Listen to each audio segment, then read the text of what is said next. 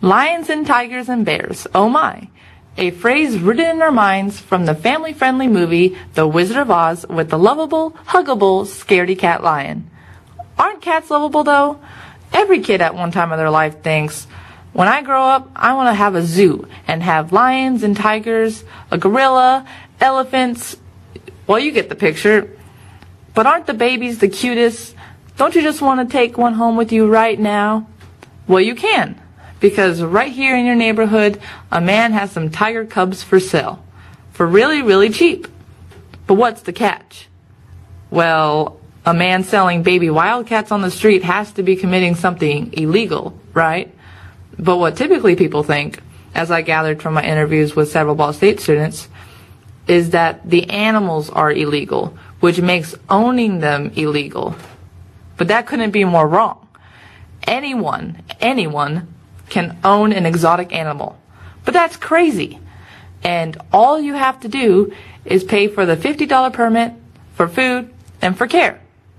What's actually illegal about it is that the sellers and breeders work outside of the world of regulation, taxes, and government monitoring. What's so bad about this is that money becomes the first priority, and not the animals. And the organizations that normally care for the welfare of the animals are cut out of the picture entirely. Almost all of the animals in the illegal trading business, which is the third largest crime in America after guns and drugs, are born sick, are underfed, and will end up dead because animals only have a short window when they're profitable to keep for the sellers and breeders. Nobody wants to buy an adult tiger. The lucky ones that survive the trading business and their owners end up in scattered animal rescue sanctuaries throughout the country.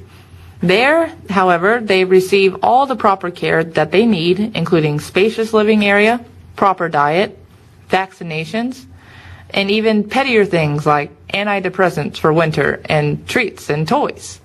Sadly, sanctuaries can only take in about 10% of the abandoned animals brought to their door. And the ones they turn away? Well, you can imagine. The college students are unanimous that the solution to stop illegal animal trading is just to enforce more rules and regulations. And sure, they wouldn't hurt, but when have you ever heard of anyone stop selling drugs or dealing weapons because of one more law? Well, you don't. So what can be done? The problem doesn't lie with the dealers and breeders, which is still a big problem, don't get me wrong. It lies with people like me and you, who think they can get a baby animal like a tiger and raise it to be tame and lovable and a good pet. Regular people are the ones keeping the trade alive. So what the problem is that people don't know what a problem having a wild animal as a pet can be. Sure, they're small and oh so cute as a baby, but they'll grow and get bigger, and before you know it, one is taking care of this huge animal that requires food the cost of a house payment in 1 month. And that's only if it's on a diet. Sellers will tell you, oh, they just need cat food, or a couple of strips of chicken every now and then. What? How does that make any sense? Wild animals, especially the carnivores like lions and tigers, they eat meat. A lot of meat. Meat, meat, meat. And it's not cheap.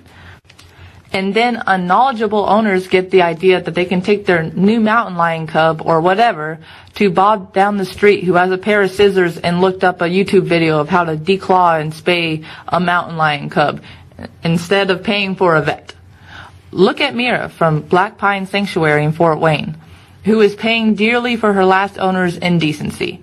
All her claws were removed as a whole in an attempt to declaw her, which causes her to forever walk in pain.